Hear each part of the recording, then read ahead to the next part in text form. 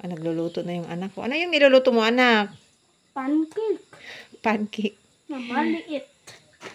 Pancake daw yan niya. Galing naman magluto ng anak ko. Nasunog na. Malapit na masunog yung ano niya. Pancake. Oh no. Kasi gabi na. Aray. Ako na lang anak. Patayin mo muna.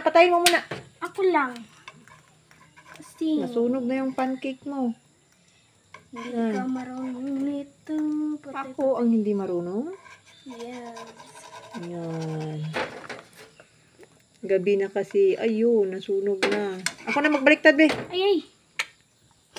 Ayaw gug sa magsamok. Para makatuto mapukod ko.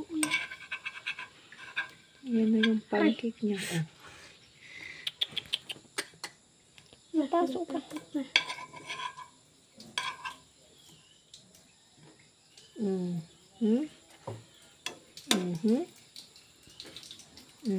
Ayan na. Binaliktad na niya ang pancake niya.